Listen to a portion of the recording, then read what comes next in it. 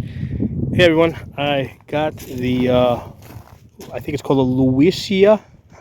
I don't know how to pronounce it. Lewisia solar powered aerator. Okay, so basically this is supposed to provide the fish with some extra oxygen. Okay, now let me tell you guys, I've had this at the highest level. I've lowered it down like to the lowest level, and right now I have it like at an intermediate level where it goes on for 10 seconds, goes off for 10 seconds. And let me tell you, I mean, for this pond, which is I think at least 2,000 gallons, and it recently rained. I mean, I don't think that these fish have an oxygen problem here because, with this thing running all day, I have not noticed any different behavior from the fish. I haven't noticed the fish like circling around the area here where the oxygen's coming out. Um, I mean, basically, like, you can see the goldfish like way over here, just hanging out. Okay, and in fact, they've actually been spending most of their day at the most shallow end of the pond, all the way down here.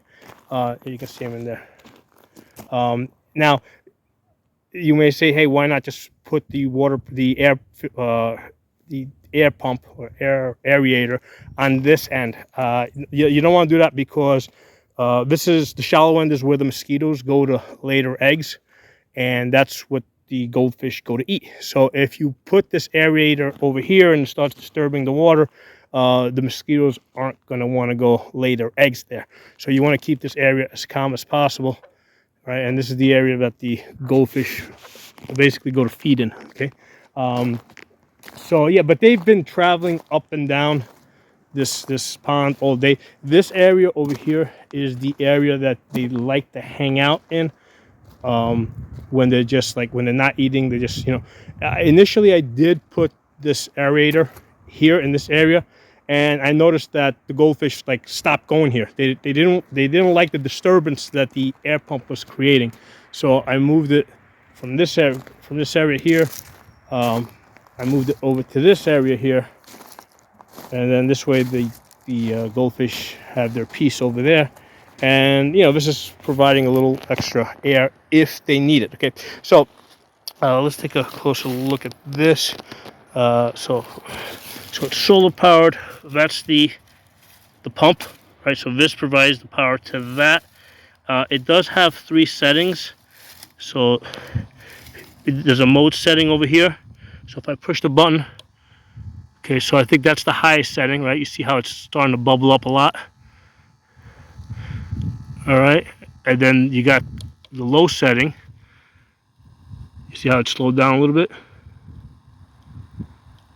And then you got, I guess, the lowest setting.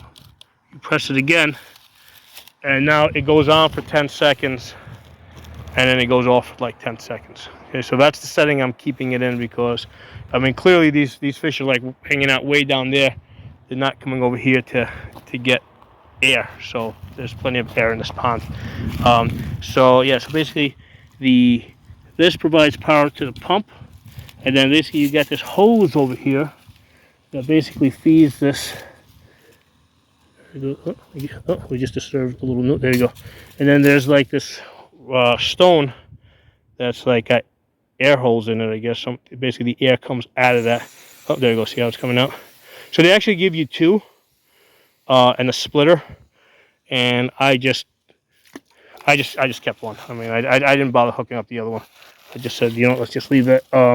If I'm going to hook up the other one, I'm probably going to use the splitter, see if I can, because I didn't see a point of putting like 2 right next to each other.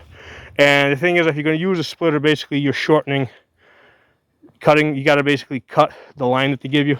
So I said, I don't think there's a need to do that right now. So it's like I don't see the fish like running over to get oxygen from this thing. So the fish are doing fine in this pond without the aerator. They're like these guys right now. They're just hanging out way over here. See those red guys right there, and you see the other little fish swimming around over there. So they generally prefer the more calm area of the pond versus like that. And like I said, I had tried putting the aerator over here, and they didn't like it. The fish went somewhere else.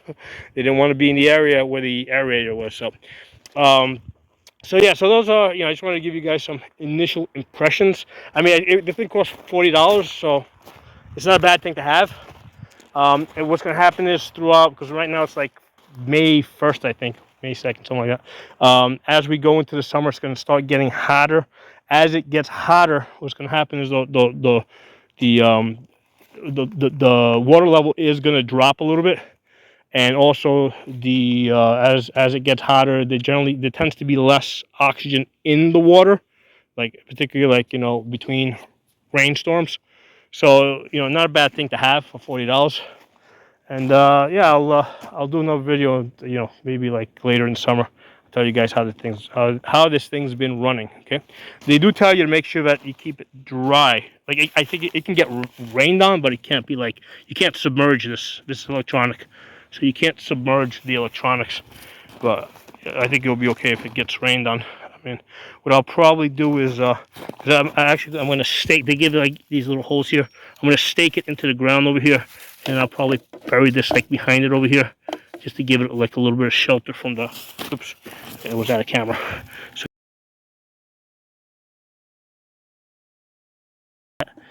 to give it a little bit more shelter from the rain. I mean, it's probably water resistant, but you can't submerge it in water. Okay, so that's today's fish video. Talk to y'all soon. Drop some comments below.